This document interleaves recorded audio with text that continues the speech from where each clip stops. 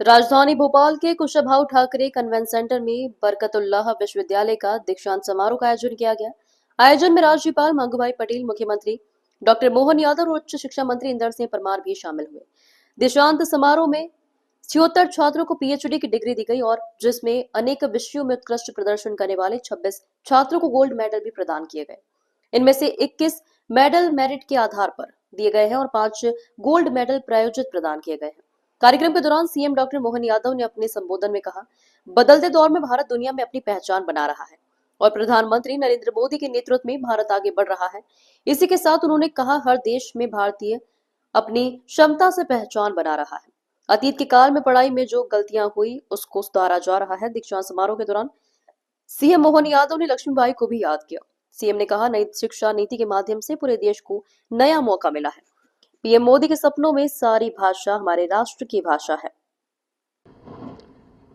बरकतुल्लाह विश्वविद्यालय के दीक्षांत समारोह में हमारे बीच हमारा मार्गदर्शन करने पधारे महामहिम माननीय मंगूभाई पटेल साहब, इस अवसर पर हमारे लोकप्रिय शिक्षा मंत्री, हमारे विद्यार्थी परिषद के साथी माननीय इंदर सिंह परमार जी, माननीय कुलगुरु SK जैन साहब, माननीय कुल सचिव डॉक्टर अनिल शर्मा जी, इस अवसर पर मंच के सामने उपस्थित सभी महानुभाव, प्यारे विद्यार्थियों, पत्रकार साथियों, दीक्षांत समारोह का ये जो क्रम लगातार चल रहा है, मेरी अपनी ओर से आज के इस अवसर पर सभी उपाधिधारियों को मैं हृदय से बधाई देता हूँ, अभिनंदन करता हूँ।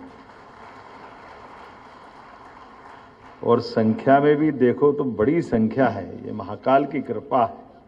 विश्वविद्यालय के द्वारा आज 54,000 से ज़्यादा विद्यार्थियों को स्नातक, 23,000 से ज़्यादा विद्यार्थियों को स्नातकोत्तर, 189 शोधार्थियों को PhD की उपाधि, 21 विद्यार्थियों को यूनिवर्सिटी गोल्ड मेडल, इस तरह से 78,000 विद्यार्थियों के सपने साकार हो रहे हैं। मेरी अपनी ओर से आप सबको बधाई, आप सबका अभिनंदन है।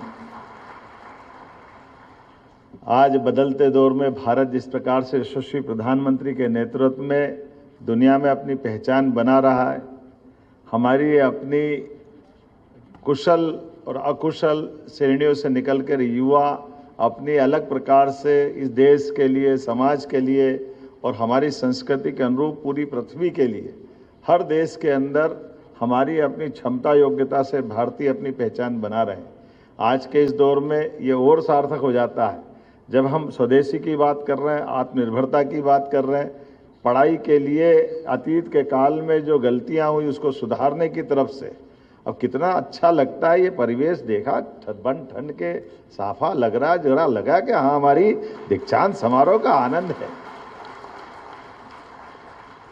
हमारे भाई भी बहन भी, ये कुछ समय पहले की बात ही जब खूब लड़ी मर्दानी वो तो झांसी वाली रानी थी, वो जो साफे देख करके बहन का आनंद आता था।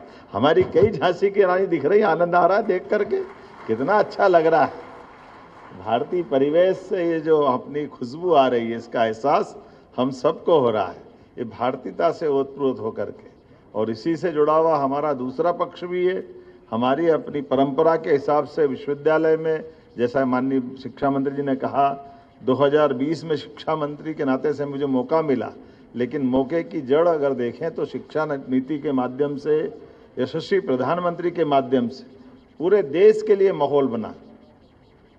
कहाँ हम आज के शिक्षा के दौर में राष्ट्रभाषा की बात करते हैं और माननीय मोदी जी के शब्दों में हमारी देश की सारी भाषा ही राष्ट्रभाषा है, सारे प्रांतों की भाषा हमारी राष्ट्रभाषा है। जोरदार अभिनंदन करें केरल से लेकर कर्नाटक, आंध्र से लेकर जम्मू कश्मीर तक, सारी भाषा है हमारी। हमारे परिवार के बच्चों में माँ बाप से अगर कोई पूछे कि ज़्यादा अच्छा कौन सा है, अरे जितने बच्चे वो सब हमारे ही तो हैं, सब परिवार के हमारे बच्चे हैं। उनकी अपनी अलग अलग आनंद के साथ उनकी रचना भगवान ने जैसी बनाई होगी, लेकिन वो हमारे हैं। ये जो आत्मीय भाव आना चाहिए, और आत्मीय भाव के पीछे वो 1884 की गलती को भी, 1835 की गलती को भी सब प्रकार से सुधारते हुए जब हमने कहा कि हम अपने डॉक्टर की पढ़ाई भी कराएंगे तो राष्ट्रभाषा में कराएंगे, कितना अच्छा लगता है ये सोच करके। हर कोर्स की पढ़ाई अपने ढंग से, और पढ़ाई को नौकरी से क्यों जोड़ना, शिक्षा हमारे अपने ज्ञान के लिए, हमारे विकास के लिए गुरु से शिक्षा विद्यार्थी को मिलती, विद्यार्थी अपनी शिक्षा समाज को लौटाता है और वैसे लौटाने के क्रम में उसकी क्षमता को कई गुना बढ़ाने के लिए ये जो काल के क्रम में, अतीत के काल से लंबा हमारा अपना जो परंपरा है, जिसके माध्यम से हम समूची मानवता के मानवोचित गुणों को विकसित करने का काम करते हैं। हमारे लिए सौभाग्य की बात है, हमारे कुलपतियों के नाम कुलगुरु कितने अच्छे लगते हैं, नाम सुनकर के आनंद आता है कि हाँ, कुलगुरु बोलते ही अब बाकी के लोग हमसे, जवाहरलाल नेहरू यूनिवर्सिटी दिल्ली अब हमारे अपने इस विचार को अपना रही। माननीय मंगूभाई पटेल साहब का आभार मानता हूँ हृदय से।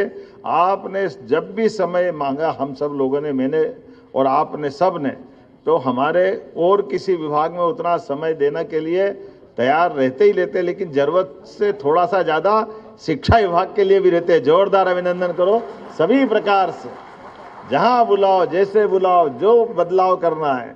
और आप तो और नए दौर की नई कहानी लिख रहे हैं, कितने नए नए प्रयोग चल रहे हैं। हमारे विश्वविद्यालय समग्र रूप से सारे विषयों को पढ़ा सकते हैं। इनकी जो सीमाएं हमने खोलने का प्रयास किया, तो कृषि संकाय, वो गया जमाना जब कृषि संकाय केवल कृषि विश्वविद्यालय के माध्यम से महाविद्यालय चलते थे।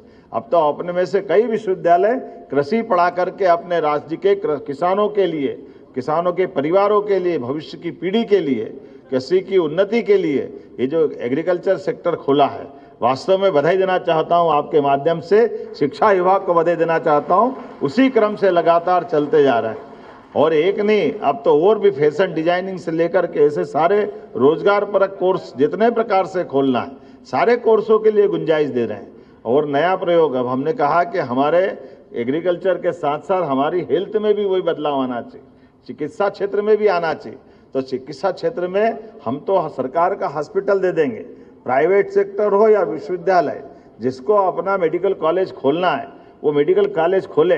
मैं बधाई देना चाहूँगा ग्वालियर को और देवी अहिल्या विश्वविद्यालय इंदौर को, जो झाबुआ में मेडिकल कॉलेज खोल करके इस योजना के बलबूते पर झाबुआ जैसे आदिवासी अंचल में अपने संकल्प की पूर्ति कर रहे हैं। आज बदलते दौर में ऐसे सारे चीज़ों को बढ़ाने की ही आवश्यकता है।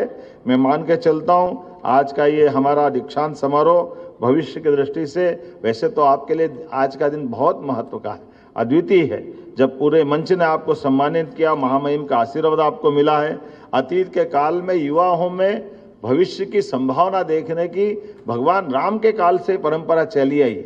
भगवान राम को राम के रूप में श्री राम बनाने की अगर योग्यता, और उनके घर से निकाल करके जंगल तक और जंगल से लेकर दुनिया के बीच में जो अद्भुत उनका स्वरूप बना है, इसमें विश्वामित्र जी की भूमिका बड़ी थी। युवाओं को छांट करके घर से निकाल करके, ऐसे बहुत सारे विश्वामित्र बैठे, मैं सबको प्रणाम करता हूँ, सबका अभिनंदन करता हूँ आपके माध्यम से, जिन्होंने अपने अपनी दृष्टि से इस भारत के लिए ऐसे भविष्य में भगवान की दया से राम राज्य की हम तब से कल्पना करते आ रहे हैं और आज के काल तक उस बात को मान के चलते हैं कि शासन सुशासन में तब बदल सकता है जब राम राज्य की स्थापना हो।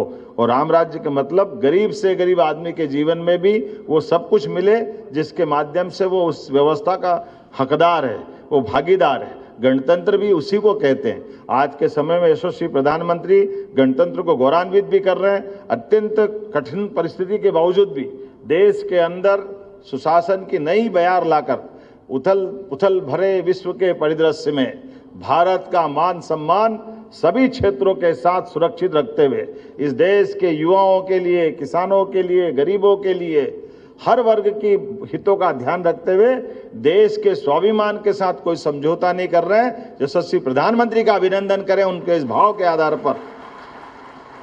और हम आश्वस्त करते हैं, हम सब मिलकर के माननीय प्रधानमंत्री के उस भाव के आधार पर ही हमारी हर राज्य सरकार यशस्वी प्रधानमंत्री के इस बदलते दौर के बदलते समय में भारत की बदलती भूमिका के माध्यम से आज लगातार चौथी के बाद तीसरी आर्थिक शक्ति बनते हुए हम उस दिशा में आगे बढ़ रहे हैं। जब हम आने वाले समय में स्वामी विवेकानंद के शब्दों में 21वीं शताब्दी भारत की होगी, अमृत काल तक भारत सबका नेतृत्व करेगा, सबसे अग्रगण्य भूमिका में रहेगा। इसी कामना के साथ मेरी अपनी ओर से अच्छे आयोजन की बधाई। बहुत बहुत धन्यवाद।